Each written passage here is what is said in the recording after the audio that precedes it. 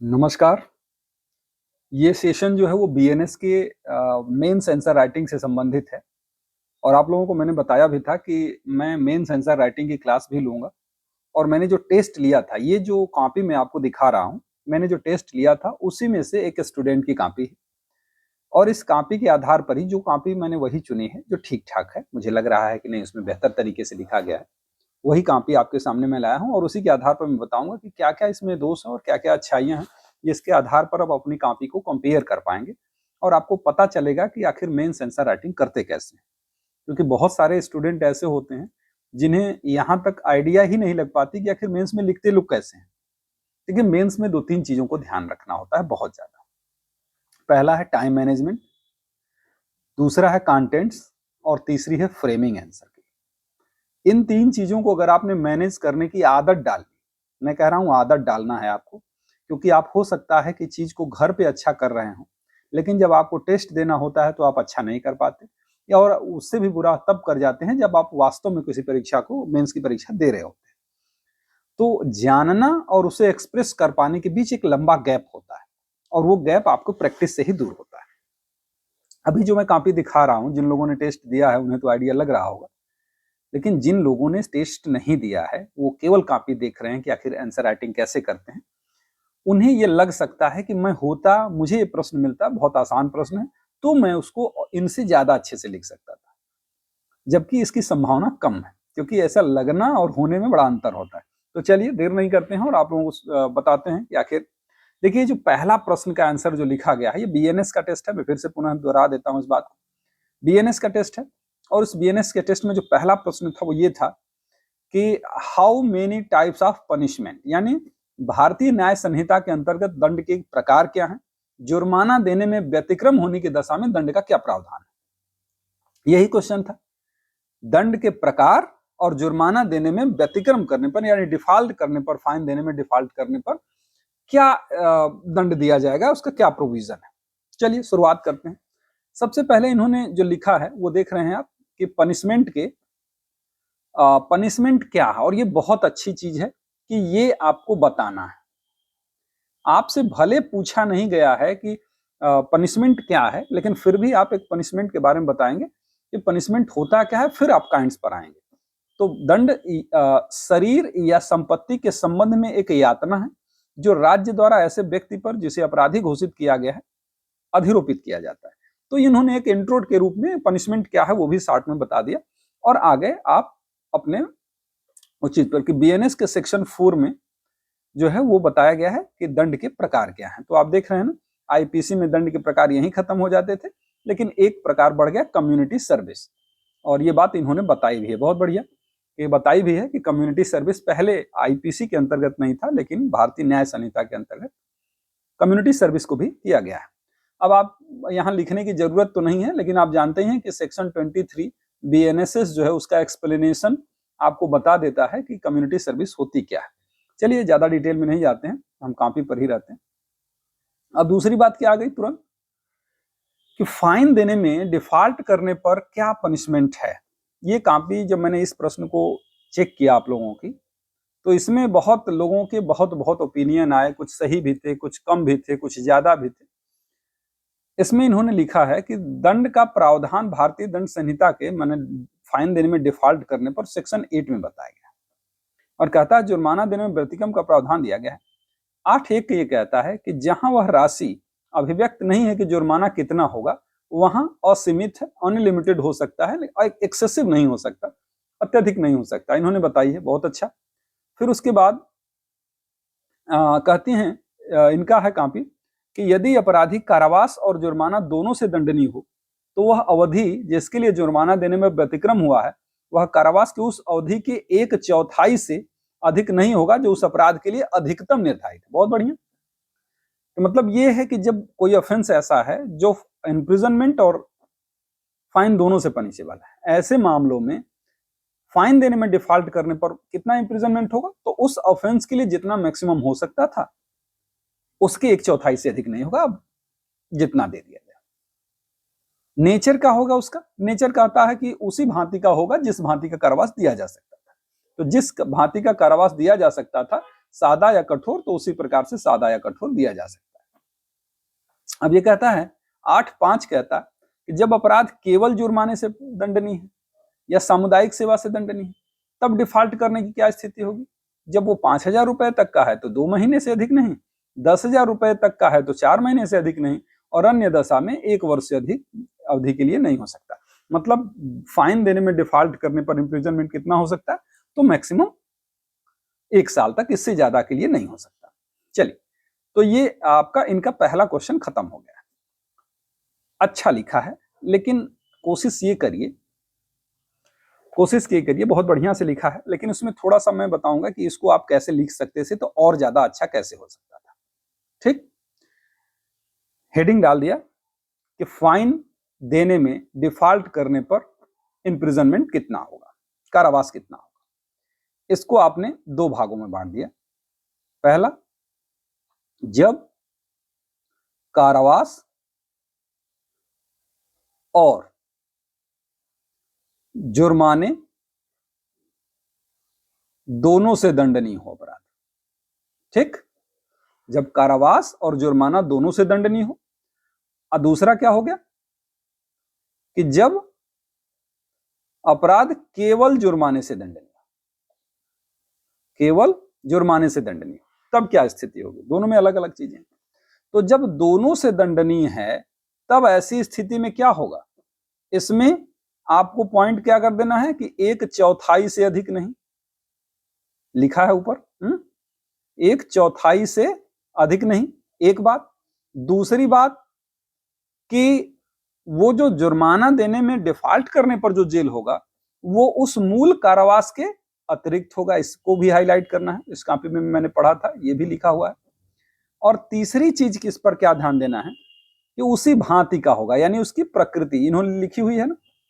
अब क्या हुआ, देखिए लिखा सब है, लेकिन आपने हाईलाइट कर दिया और कम से कम शब्दों में हाईलाइट कर दिया कि क्या क्या बातें हमको बतानी है। उम्मीद है कि बात क्लियर हुई होगी कि जब फाइन और इंप्रिजनमेंट दोनों से पनिशेबल है तो कितना हो सकता है? तो 1/4 से अधिक नहीं होगा। उस मूल अपराध के लिए जो इंप्रिजनमेंट है उसके ये अतिरिक्त होगा, और उसकी प्रकृति कैसी होगी वो भी आपने एक लाइन में बता दिया। फिर उसके बाद जब कारावास केवल जुर्माने से दंडनीय हो तो उसमें वही वाली बात जो 5,000 रुपया से, देख रहे हैं ना, लिखा है ना इन्होंने कि 5,000 रुपए से अधिक नहीं है तो 2 महीना, 10,000 रुपए से अधिक नहीं है तो 4 महीना, अन्य दशा में 1 वर्ष। अब इसके बाद ये तो आपने उसकी मात्रा लिख दी। फिर क्या लिखना था आपको इसमें? इसमें लिखना था टर्मिनेशन कब हो जाता है, टर्मिनेशन, उसका पर्यवसान कब हो जाता है ना, मतलब अब देने की जरूरत कब नहीं रह जाती। तो टर्मिनेशन के लिए जब है ना कि चाहे उसका भाग वसूल लिया जाए और चाहे चुका दिया जाए, बस अपने लैंग्वेज में ही शॉर्ट में लिखना है, या पार्शियली वसूल लिया जाए या पार्शियली चुका दिया जाए, या फिर लिमिटेशन पीरियड बीती जाए, लिमिटेशन पीरियड बीती जाए। अब लिमिटेशन पीरियड बीत जाए में आप जानते ही हैं कि 6 साल के भीतर, और अगर 6 साल से ज्यादा इंप्रिजनमेंट है तो जितने समय तक इंप्रिजनमेंट चलना उतने समय के भीतर, इतने समय तक वसूल नहीं होगी। अब देखिए सारी बात आपने लिख दी, कम से कम शब्दों में लिख दिया, और आप देखेंगे कि तो कंपैरेटिवली किसी की भी कॉपी ऐसी नहीं मिली मुझे जिसमें ये सारी बातें आ भी जाएं और उसका 2 पेज का आंसर, 3 पेज का आंसर ना हो। कम शब्दों में ये बात जितनी भी मैंने बताई है, 1 पेज से ज्यादा का मटेरियल नहीं है, आप आराम से लिख सकते थे और वो अच्छा हो जाता। तो ये चीज हो गई आपकी। तो ये रहा पहला प्रश्न। उम्मीद है कि ये बात समझ में आई होगी आप लोगों को। अब मैं दूसरे क्वेश्चन की तरफ बढ़ूंगा। मैं फिर से एक बार ये पहला क्वेश्चन दिखा देता हूं आपको। देखिए इन्होंने ये लिखा हुआ है, ठीक ना। तो ये है पनिशमेंट क्या है, सबसे पहले बताया, पनिशमेंट के प्रकार बताया, और फिर उसके बाद डिफॉल्ट करने पर वो लिखने का तरीका अच्छा है। काफी कुछ चीजें जैसे नेचर वगैरह जो यहाँ आप देख रहे होंगे कि नेचर वगैरह को अलग करके बताया गया। अब ये सब जब हाईलाइट हो जाती हैं चीजें तो आपको नंबर पाना और आसान हो जाता है, क्योंकि कॉपी चेक करने वाला नहीं चाहता कि हम बहुत मेहनत से आपकी कॉपी चेक करें। तो उम्मीद है कि ये बात समझ में आई होगी। चलिए मैं दूसरे क्वेश्चन की तरफ चलता हूँ।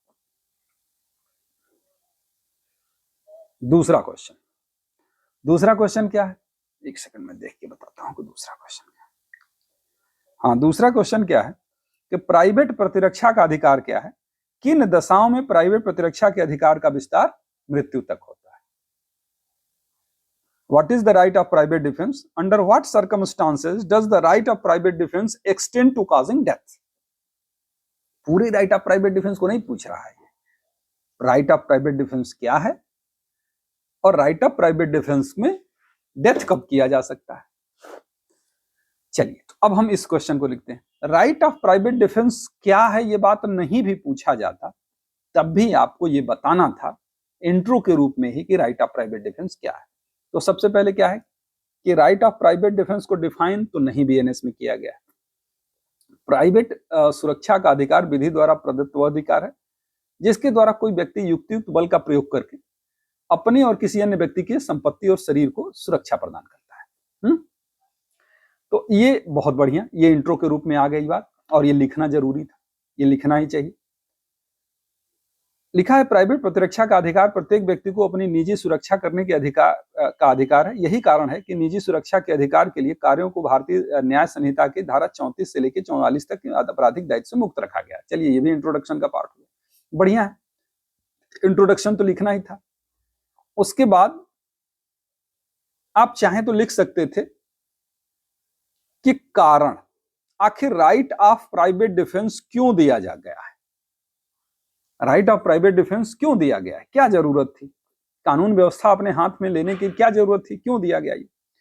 तो उसके पीछे बहुत सारे कारण हैं। शमसुल हुदा का एक स्टेटमेंट है, क्योंकि राज्य, उनका कहना था कि राज्य चाहे कितना भी शक्तिशाली क्यों न हो जाए, लेकिन वह अपने प्रत्येक नागरिक के लिए प्रहरी खड़ा नहीं कर सकता, प्रत्येक नागरिक के लिए प्रहरी खड़ा नहीं कर सकता। अब ये बात आपको कारण में आ गई है ना, नहीं भी कारण लिखे हैं शमसुल हुदा के अनुसार भी लिख दिए तो भी अच्छा है, पर रीजन बता देते थोड़ा और अच्छा हो जाता है। अब क्या है, देखिए, मृत्यु कारित करने तक विस्तार। अब इससे पहले थोड़ा सा मुझे लग रहा है कि ये चीज आपको एंट्री करनी चाहिए थी। क्या ये कि right of private defence section 35 ये कहता है कि राइट ऑफ प्राइवेट डिफेंस जो होता है वो शरीर के विरुद्ध भी होता है और संपत्ति के विरुद्ध भी होता है। शरीर के विरुद्ध भी है और संपत्ति के विरुद्ध भी है, ठीक ना। तो शरीर के विरुद्ध में अपनी भी शरीर और अन्य की भी शरीर, और संपत्ति मतलब अपनी संपत्ति और अन्य की संपत्ति। और ये बात लिख देते कि चोरी, लूट, रिष्टी और आपराधिक अत्याचार जो संपत्ति के मामले में, ये बात आ जाती तो ज्यादा अच्छा रहता। फिर उसके बाद उसमें आप ये बात कि मृत्यु कारित करने तक कब है, तो अब शरीर वाले मामले में आप बता रहे हैं, बहुत बढ़िया। सेक्शन 38 बताता है शरीर के विरुद्ध प्राइवेट प्रतिरक्षा के अधिकार में कब मृत्यु हो सकता है। 7 कंडीशन है, बहुत बढ़िया, और बहुत बढ़िया राइटिंग में इन्होंने लिखी है, ये बहुत अच्छा है। देखिए, राइटिंग इनकी अच्छी है, जरूरी नहीं कि आपकी भी अच्छी हो, तो इसका ये मतलब थोड़ी है कि आपका सिलेक्शन कभी नहीं होगा जब तक कि इनसे अच्छी राइटिंग आपकी नहीं। राइटिंग अच्छा होना अच्छी बात है, लेकिन उससे भी अच्छा है कि आप, मैंने शुरू में ही बताया, कंटेंट्स पर ध्यान देना है, टाइम मैनेजमेंट पर ध्यान देना है और आंसर की फ्रेमिंग पर ध्यान देना है। इस चीज को ध्यान देना है ज्यादा। राइटिंग जिनकी अच्छा है वो प्रिविलेज है, अच्छी बात है। नहीं भी अच्छा है तो भी कोई ऐसी बात नहीं है कि जिसकी वजह से सिलेक्शन रुकने वाला है। ये संयोग से इनकी अच्छी राइटिंग है, जिनकी मैं कॉपी चेक कर रहा हूँ, तो वो अलग बात है। तो फिर उसके बाद शरीर हो गया। अब यहाँ संपत्ति 41 में है ना, हाँ, बाकी फालतू चीजों को लिखने की जरूरत नहीं है। संपत्ति के विरुद्ध प्राइवेट प्रतिरक्षा के अधिकार में कब मृत्यु किया जा सकता है, 4 कंडीशन, बहुत बढ़िया लिख दिया। अब थोड़ा सा यहां लिख देते प्रतिबंध, पूछा नहीं गया है लेकिन फिर भी बिना एक्सप्लेन किए प्रतिबंध लिख देना चाहिए कि ये राइट ऑफ प्राइवेट डिफेंस, चाहे आप सेक्शन 38 का यूज कर रहे हैं, चाहे right of private defence section 41 का यूज कर रहे हैं, ये सेक्शन 37 में बताए गए प्रतिबंधों के अधीन होता है। ये आप लोगों को याद भी होगा। और क्या है, लोक सेवक के कार्य के विरुद्ध नहीं, लोक सेवक के निर्देश से किए जाने वाले कार्य के विरुद्ध नहीं, लोक सेवक की सहायता प्राप्त कर लेने वाले परिस्थिति में नहीं, आवश्यकता से अधिक क्षति नहीं की जा सकती। उसके अलावा 37 में नहीं है, उसके अतिरिक्त हो जाएगा कि स्वयं आक्रमण करने वाले को राइट ऑफ प्राइवेट डिफेंस का अधिकार नहीं होता है, और अपराधी को राइट ऑफ प्राइवेट डिफेंस का अधिकार नहीं होता है। तो ये प्रतिबंध आप जब लिख देंगे तब आपका आंसर कंप्लीट आंसर होगा। ये आंसर क्या हो गया? कंप्लीट आंसर तब होता जब इतनी बातें होती। ये जो रेस्ट्रिक्शन वाली बात है, हो सकता है कि आपकी स्पीड उतनी अच्छी ना हो सकता है कि स्पीड बहुत अच्छी हो, तो सबकी अपनी स्पीड अलग अलग है। कोशिश करते कि अगर स्पीड अच्छी है तो आपको ये रेस्ट्रिक्शन भी लिख देना चाहिए था, क्योंकि हर राइट ऑफ प्राइवेट डिफेंस के साथ ये रेस्ट्रिक्शन जुड़े हैं, और रेस्ट्रिक्शन हो जाते तो बेहतर होता। नहीं भी है तो भी अच्छा है, लेकिन अगर रेस्ट्रिक्शन लिख देते, केवल 5 लाइन 6 लाइन लगता, 5 लाइन 6 लाइन भी ज्यादा बड़ा नहीं है, बल्कि छोटा छोटा ही है। लोक सेवक के विरुद्ध हो गया, लोक सेवक के निर्देश से किए जाने वाले कार्य के विरुद्ध हो गया, लोक सेवक की सहायता प्राप्त करने में कि अगर समय हो तो नहीं किया जा सकता, आवश्यकता से अधिक बल का प्रयोग नहीं किया जा सकता, इतना भी अगर लिख देते तो भी काम हो जाता।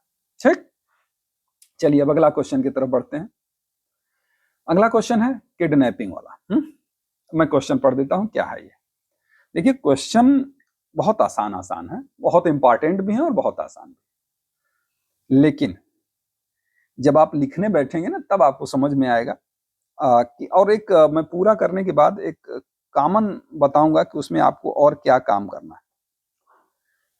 इसमें हमने लिखा है कि किडनैपिंग क्या है, एबडक्शन क्या है, वो गलती से मिसप्रिंट से एबडक्शन क्या है हो गया था, है ना।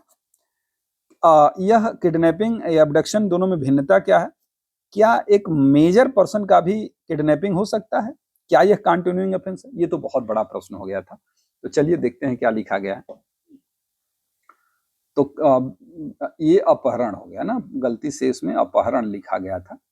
पूछने का इरादा हमारा किडनैपिंग ही था, लेकिन अपहरण लिखा गया, कोई बात नहीं। तो आप लोग, किसी व्यक्ति को इसकी इच्छा के विरुद्ध बलपूर्वक ले जाना या बंधक बनाना, यह एक आपराधिक कृत्य है जिसे भारतीय न्याय संहिता की 137 के तहत परिभाषित तथा दंडनीय बनाया गया। ठीक है, 137 के अनुसार व्यपहरण दो प्रकार का होता है, भारत में से व्यपहरण, विधिपूर्व संरक्षकता में से व्यपहरण।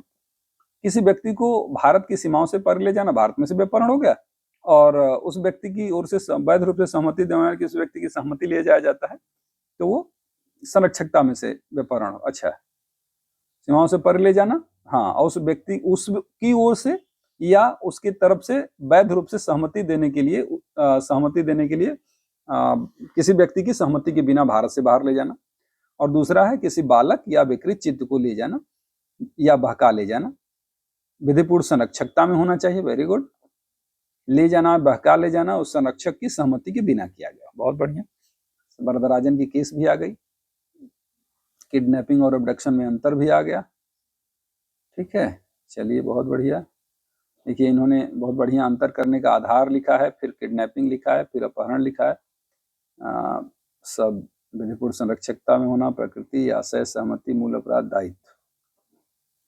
वयस्क का अपहरण, वयस्क का अपहरण हो सकता है कि नहीं? भारत में से व्यपहरण करने के लिए किसी उम्र का व्यक्ति हो सकता है, यानी ये वयस्क का भी व्यपहरण हो सकता है। और दो चीजें हो गई, एक तो भारत में से व्यपहरण के लिए एज मैटर नहीं करता, वयस्क का हो सकता है, और दूसरा चीज अगर वो व्यक्ति विकृत चित्त हो तो उसके लिए भी एज मैटर नहीं करती, मेजर पर्सन का हो सकता है। ठीक ना, तो ये दो परिस्थितियां हैं जिसमें हो सकता है। पूछा कंटिन्यूइंग ऑफेंस है कि नहीं है, तो किडनैपिंग कंटिन्यूइंग ऑफेंस नहीं है, एबडक्शन कंटिन्यूइंग ऑफेंस है। अब कंटिन्यूइंग ऑफेंस का मतलब होता है कि अपराध हर उस क्षण प्रारंभ होता रहता है जिस क्षण उसे बलपूर्वक या छल पूर्वक एक स्थान से दूसरे स्थान पर ले जाया जाता है। तो ये आपका रहा, चूंकि ये क्वेश्चन बड़ा था इस वजह से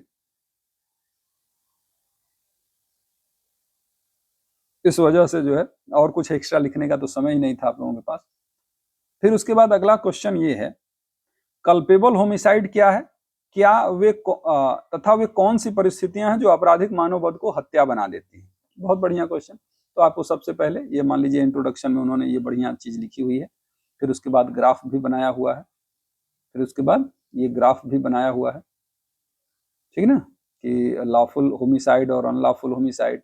अनलॉफुल होमिसाइड में भी दो प्रकार होता है, एक कल्पेबल होमिसाइड जो कहते हैं, और एक जो मर्डर की कैटेगरी में आ जाता है। बहुत बढ़िया, ये हो गया। अब देखिए बेयर प्रोविजन इन्होंने लिखा हुआ है, कि कल्पेबल होमिसाइड को बता दिया, सेक्शन 100 में परिभाषित है, परिभाषा लिख दिया, एग्जाम्पल लिख दिया।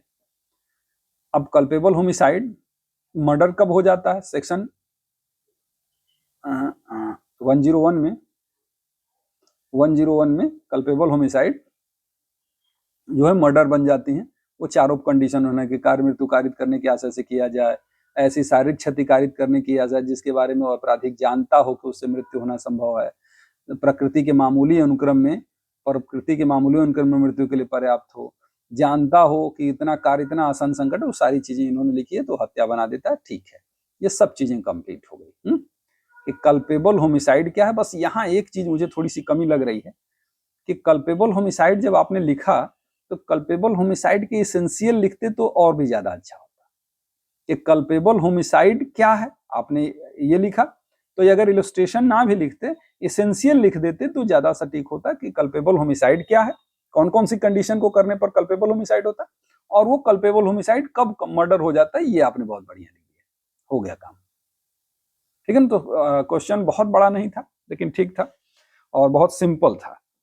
कल्पेबल होमिसाइड क्या है, सेक्शन 100 की डेफिनेशन और एसेंशियल, और फिर उसके बाद कल्पेबल होमिसाइड मर्डर कब बन जाता है, इसके लिए सेक्शन 101 के एसेंशियल।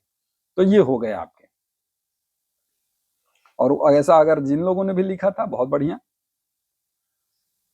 फिर शार्ट आंसर टाइप क्वेश्चन लिखे गए थे और इसमें एक प्रॉब्लम बेस्ड क्वेश्चन था, मैं उसको पढ़ देता हूं कि एक शल्य चिकित्सक यह जानते हुए कि एक विशेष शल्य क्रिया से यह को एक वेदनापूर्ण व्याधि से ग्रस्त है, मृत्यु कारित होने की संभावना है, किंतु यह के मृत्यु कारित करने का आशय न रखते हुए सद्भाव पूर्वक यह के फायदे की आशय से यह की सहमति से यह पर वह शल्य क्रिया करता है, क्या उसने कोई अपराध किया, उसका दायित्व क्या हो?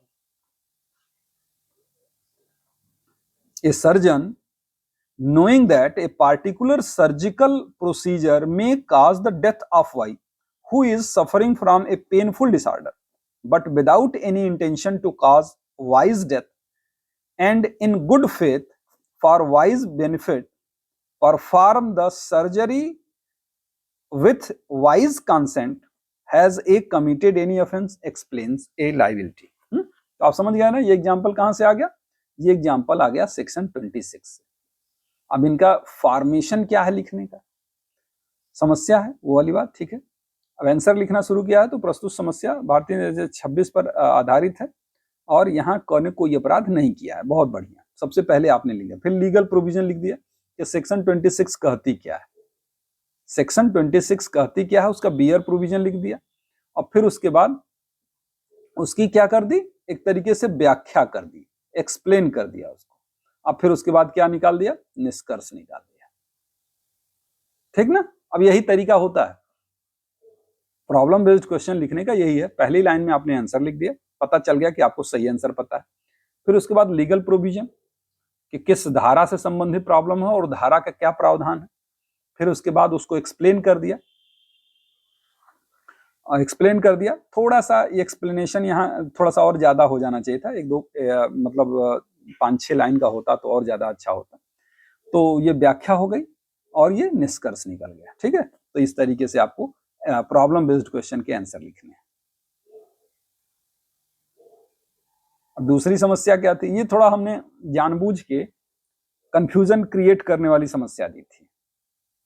एक व्यक्ति कुल्हाड़ी से काम कर रहा है, कुल्हाड़ी का फल उसमें से निकलकर उछल जाता है और निकट खेल रहे बच्चों में से एक मर जाता है, क्या क ने कोई अपराध किया?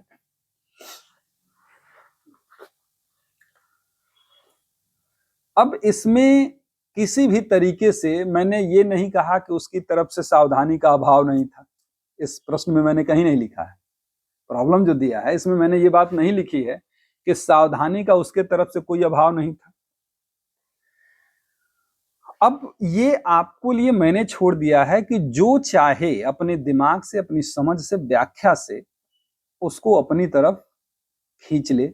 यानी अब देखते हैं कि इन्होंने क्या किया है कि यदि क की ओर से उचित सावधानी का अभाव नहीं था, यदि, अच्छा कर दिया है ना कि यदि उसकी तरफ से कोई सावधानी का अभाव नहीं था तो उसका कार्य माफी योग्य है और अपराध नहीं। अब यहां अगर यदि न लिखती, क की ओर से उचित सावधानी का कोई अभाव नहीं था लिखती, तो ये आंसर गलत हो जाता। क्योंकि उसमें हमने प्रॉब्लम में ये बात नहीं मेंशन की है कि उसकी तरफ से सावधानी थी, और सावधानी थी क्या था, लकड़ी काट रहा है फल निकल के लग जाता है। तो अगर उसकी तरफ से असावधानी, विधिक प्रावधान 18 कहता है कि कोई बात जो दुर्घटना या दुर्भाग्य से किसी आपराधिक आशा या ज्ञान के बिना विधिपूर्ण प्रकार से विधिपूर्ण साधनों द्वारा उचित सतर्कता और सावधानी से कार्य करने में विधिपूर्ण कार्य करने में हो जाती है। तो क जो कुल्हाड़ी से काम कर रहा है, विधिक प्रावधान यही होगा, काम कर रहा है, कुल्हाड़ी का फल उछल निकल के खेल बच्चों को लग जाता है, मृत्यु कायित कर देता है। यहाँ क ने आपराधिक आशय के या ज्ञान के बिना विधिपूर्ण प्रकार से विधिपूर्ण साधनों द्वारा उचित सतर्कता और सावधानी से कार्य किया और दुर्घटनावश किसी बच्चे की मृत्यु हो जाती है। यहाँ क ने कोई अपराध नहीं किया। क ने कोई अपराध नहीं किया। बढ़िया, ठीक, ये हो गया व्याख्या और ये हो गया विधिक प्रावधान। फॉर्मेशन तो सेम है, जहां भी इलस्ट्रेशन आएगा फॉर्मेशन आपका यही रहेगा और यही आपका फॉर्मेशन आपको अच्छा नंबर दिलवाएगा। और अगर फिर से अगर आप लोगों को कोई बात नहीं समझ में आई होगी तो कि कैसे आंसर राइटिंग करें, हमको प्रॉब्लम बेस्ड क्वेश्चन के आंसर नहीं लिखने आया, कैसे करें, फिर से मैं बता देता हूं। देखिए, प्रॉब्लम बेस्ड क्वेश्चन के आंसर लिखने का सबसे पहले लाइन में आपका आंसर क्या है, दूसरी बात आगे हो जाएगा लीगल प्रोविजन, फिर उसके बाद क्या हो जाएगा, व्याख्या हो जाएगी, फिर उसके बाद हो जाएगा कंक्लूजन। ठीक, फिर उसके बाद हम लोग क्या कर रहे हैं, उसके बाद कर रहे हैं दस्तावेज, मतलब शार्ट आंसर टाइप क्वेश्चन था। तो दस्तावेज की इन्होंने परिभाषा लिख दी, बहुत एग्जैक्ट परिभाषा लिखी है इन्होंने। तो जरूरी नहीं कि आपको भी आए, तो कोशिश करिए कि अगर परिभाषा लिखे तो एग्जैक्ट लिखें, या फिर क्या करें, इसके एसेंशियल लिख दिया करें। ठीक है, कंडीशन बना के लिख देंगे तो भी गलत नहीं होगा, सही होगा। परिभाषा इन्होंने लिखी है, ये भी सही है। देखिए, स्पष्टीकरण के साथ लिखा है इन्होंने, दृष्टांत भी दे दिया है इन्होंने, फिर स्पष्टीकरण भी दे दिया है, तो कुछ ज्यादा ही लिख दिया यार। तो ये तो बहुत बढ़िया हो गया, है ना। आप अगर को नहीं परिभाषा याद है, परिभाषा लगभग याद है, तो इसके एसेंशियल भी याद कर लीजिए, तो एसेंशियल से भी काम चल जाएगा।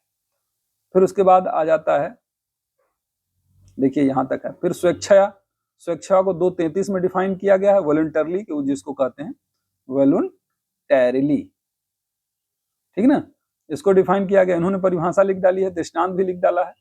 तो बस अब यही, आप परिभाषा याद है तो परिभाषा लिख दीजिए, और उसके बाद मन करे तो एसेंशियल भी लिख दीजिए, या परिभाषा नहीं याद है एसेंशियल भी लिख दिए तो भी बात समझ में आ गई, आंसर आपका कंप्लीट ही माना जाएगा।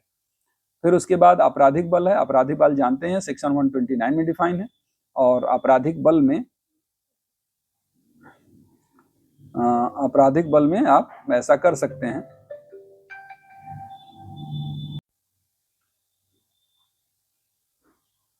हाँ देखिए, अब क्रिमिनल फोर्स आ गया ना, तो क्रिमिनल फोर्स पर भी शार्ट नोट था, तो शार्ट आंसर टाइप था, तो केवल कमेंट ही लिखना था छोटे में। ठीक है, क्रिमिनल फोर्स की डेफिनेशन लिख दी, इसके एसेंशियल लिख दिए, और फिर उसके बाद एक इलस्ट्रेशन लिख दिया, सही है। ये बस, इससे ज्यादा और क्या लिखेंगे, बस कम है। बस इसमें क्या कर सकते थे और बेहतर बनाने के लिए, इसमें या तो आप इसको क्रिमिनल फोर्स की डेफिनेशन को हटाते और यहाँ फोर्स, क्योंकि क्रिमिनल फोर्स अपने आप में कुछ है ही नहीं, है ना, आपराधिक बल कुछ है ही नहीं, वो कैसे आता है, फोर्स से क्रिमिनल फोर्स बनता है। तो जब तक हम फोर्स नहीं समझेंगे वो क्रिमिनल फोर्स कैसे समझ में आएगा। तो इसलिए आप पहले फोर्स के एसेंशियल लिख देते और फिर उसके बाद उसको क्या कर देते, ये क्रिमिनल फोर्स, अरे फोर्स क्रिमिनल फोर्स कब बन जाता है उसके एसेंशियल लिख देते। मेरी बात समझ में आई होगी। सेक्शन 128 में फोर्स की डिफिनीशन है, तो फोर्स की डिफिनीशन को आप एसेंशियल में बांट लेते और इस तरीके से फोर्स समझ में आ गया। फिर अब ये फोर्स क्रिमिनल फोर्स कब बन जाता है, इसके लिए आपने ये एसेंशियल लिख दिए, फिर दृष्टांत लिख दिए, काम खत्म हो गया। तो आपका समय बहुत ज्यादा नहीं लगता, ये क्रिमिनल फोर्स की डिफिनीशन भी आपने लिखा, एसेंशियल भी आपने लिखा, तो आप उसमें और अच्छा कर सकते थे कि ये वाला हटा के आप फोर्स के एसेंशियल लिख देते, तो आपका हो जाता। और अगर आपकी स्पीड अच्छी है तो मान लीजिए बहुत कुछ लिख सकते थे, अलग बात है, ठीक ना। तो ये ज्यादा अच्छा हो जाता कि फोर्स पहले हमने समझाया, फिर वो फोर्स क्रिमिनल फोर्स कब बन जाता है, क्योंकि यहां हमने लिखा है ना कि जब बल का प्रयोग दूसरे व्यक्ति की सहमति के बिना किया जाए, अपराध करने के लिए किया जाए, या यह जानते हुए किया जाए कि क्षति भय क्षोभ होगा, तो वो क्या हो जाएगा, क्रिमिनल फोर्स बन जाएगा। तो फोर्स क्या है तो समझ में नहीं आया, तो फोर्स के लिए हमको सेक्शन 128 के एसेंशियल लिख देने पड़ेंगे। तो और ज़्यादा अच्छा हो जाएगा। हालाँकि ये जो है वो भी अच्छा है, लेकिन अगर फ़ोर्स बता के क्रिमिनल फ़ोर्स लिखते तो ज़्यादा अच्छा है। अब उसके बाद रॉन्गफुल रेस्ट्रेंट और रॉन्गफुल कन्फाइनमेंट में डिफरेंस हो गया है ये, ठीक है ना? रॉन्गफुल रेस्ट्रेंट और कन्फाइनमेंट, देखिए रॉन्गफुल रेस्ट्रेंट और कन्फाइनमेंट के बीच डिफरेंस लिखना है तो केवल डिफरेंस लिखिए, फालतू के इधर-उधर के चक्कर में मत पड़िए, क्योंकि जनरली ये डिफरेंस जो होते हैं वो कम नंबर के होते हैं और लास्ट में लिखने होते हैं, तो नंबर ये लिख के निकट जाइए। अगर मान लीजिए आप अभी बीच में हैं और वहीं पे आपको अंतर लिखना है, तो कोशिश करिए कि अगर बहुत छोटा प्रश्न नहीं है तो रॉन्गफुल रेस्ट्रेंट एक लाइन में उसकी डिफिनीशन बता दी और रॉन्गफुल कन्फाइनमेंट एक लाइन में, बहुत बड़ा बड़ा डिफिनीशन नहीं है ना, छोटा छोटा बताया और फिर उसके बाद दोनों के बीच डिफरेंस कर दिया, तो ये परफेक्ट हो जाएगा। क्योंकि wrongful restaurant 2 line, wrongful confinement 2 line, अब फिर उसके बाद दोनों के बीच डिफरेंस।